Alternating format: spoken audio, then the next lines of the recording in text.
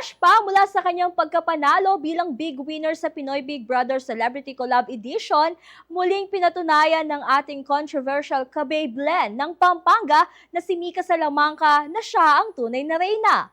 This time, hindi sa loob ng bahay ni Kuya, kundi sa social media. Ang kinahuhumalingan ngayon ng netizens, mga lumang video ni Mika na muling sumisikat at trending sa FYP ng lahat.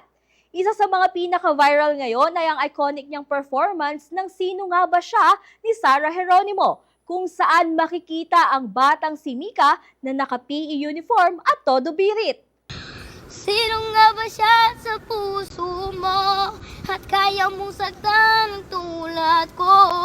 Ngayong lahat-lahat ng akin at pag-ibig ay binigay sa'yo. Sino nga ba siya at iniwan mo?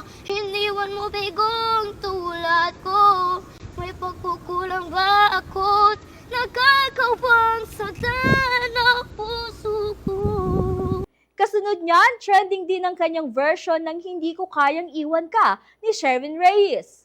Todo emote ang young Mika Salamanca sa kanyang DIY music video with matching dahon at wind effects pa. Hindi ko kayang iwan ka. Hindi ko kayang iwan ka. Pagkat dito sa puso ko talagang mahal kita.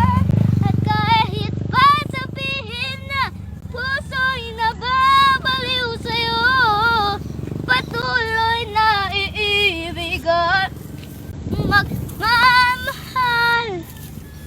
At syempre, hindi mawawala ang ages hits na ibinirit din niya sa camera. Hirap nagsing nakatulala sa hangin, nagsusumiting damdamin. Kahit alik lang ang aking nababaliw ako sa'yo.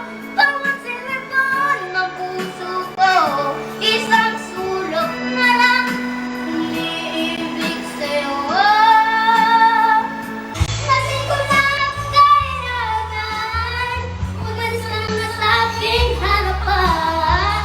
Damdamin ko sa'yo ngayon ay naglaho na. At ito ay yung sanaan, ako'y masyadong nasaktan. Pag-ibig ang pagsuyo na kahit nasa lupa, pagbabayaran mo. Fast forward to present day, hindi nagpahuli si Mika sa sariling kasikatan. Mismong siya kasi ang nag-recreate ng viral videos niya. And this time, may dagdag na kilig, charm at natural na kakulitan. Umani agad ito ng libo-libong views, shares at reactions mula sa fans at content creators na sumabay rin sa trend. Samantala, ibinahagi naman ng co-manager ni Mika na si John Enriquez ang isang heartwarming story sa likod ng kanyang mga trending video. Ayon kay John, ang mga viral na video ay orihinal na kinunan at ipinadadala noon sa kanyang nanay Bambi na nagtatrabaho sa ibang bansa habang nasa Pilipinas si Mika at ang kanyang pamilya. Ginagawa raw nila ito upang maibsan ang pangungulila ng kanilang ina, kaya't madalas silang nagpapadala ng mga video ni Mika na sumasayaw, kumakanta at nagpapatawa.